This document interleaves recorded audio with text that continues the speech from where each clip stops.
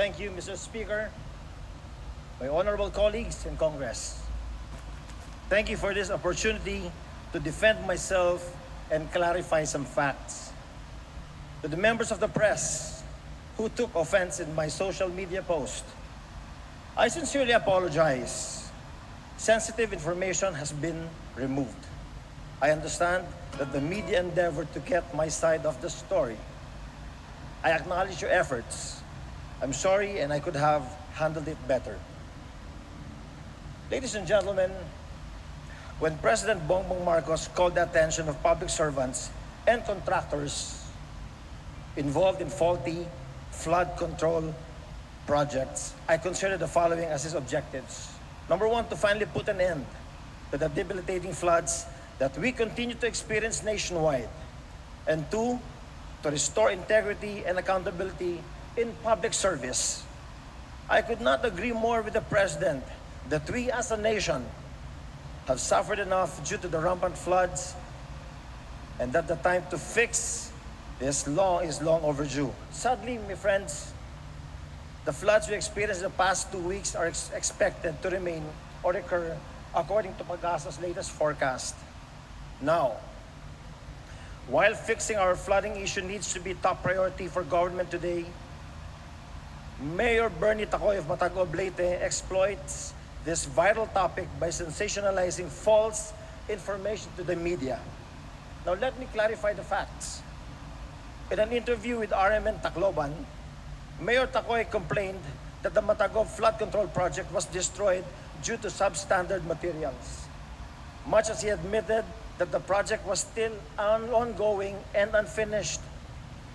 This fact somehow got lost in translation as articles and posts were written on the same subject.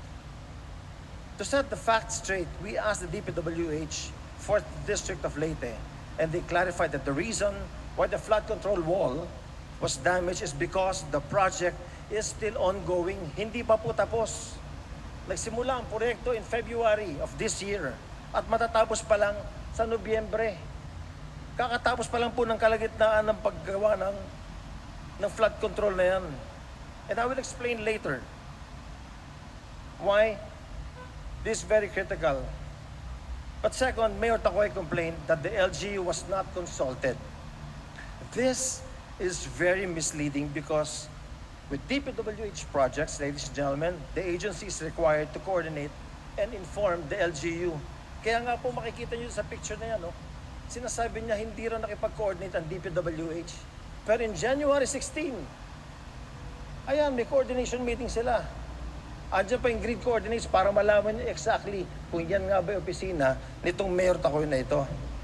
He complained in an exchange with local press that the DPWH did not get a building permit. Now, we asked the DPWH and they said that the building permits are not required for buildings. These are required for buildings only, pero hindi po ito building. Flood control po ito. There is no need for an occupancy permit because no one lives in a flood control project. What is needed though is a certificate of non-coverage from the DENR, which was procured months prior to the start of the project, September of 2024. Nagsimula ang proyekto in February of 2025. Now let's look at exactly what happened during last week's heavy rains that caused a portion of the flood control walls to fall. Noong August 25 po, napakalakas ho ng ulan. In fact, yung DILG kinansel ang trabaho, kinansel ang eskwela. Napakalakas ng ulan, bumaha ng gusto sa Mataguac.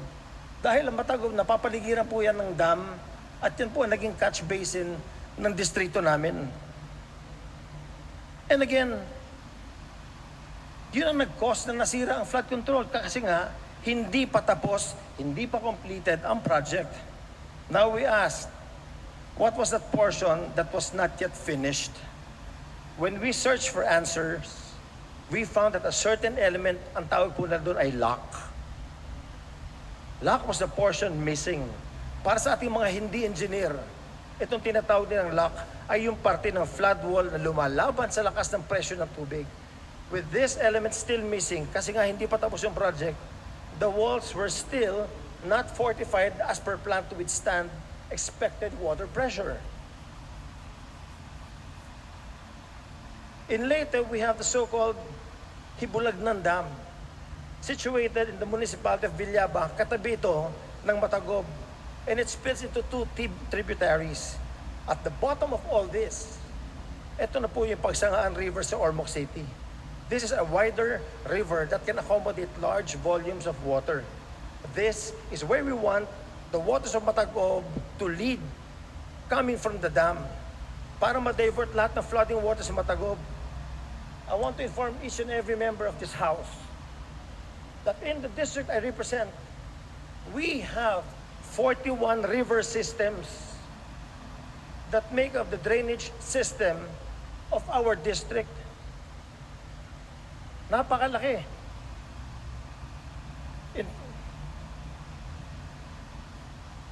Now, a vision of the actual project is in question. We'll know the beginning and end of this 322-meter stretch of flood control wall. The subject portion is 25 meters that was damaged during the heavy rains. Tandaan po natin, hindi pa tapos ang proyekto nito at nakaschedule pa lang ito matapos by November 27. So let us all acquaint ourselves with this procedural document. Ang tawag po nila dito sa engineers at saka sa mga arkitekto ang punch list. Tinatanong natin, paano natin malalaman na tapos na talaga ang proyekto? There is a checklist specific to a project that DPWH inspectors go through to make sure that projects are done per design. Each project should meet the requirements before being handed over to the LGU. And this process was faithfully done for all flood control projects in the 4th District of Leyte since 2022. I factually say none of the completed projects in my district have been damaged except for this one na ongoing at hindi pa tapos. And I invite anyone with any doubt about any anomalies in flood control projects in the district I represent to scrutinize the documents and actual projects. Moreover, the COA had already inspected this very project.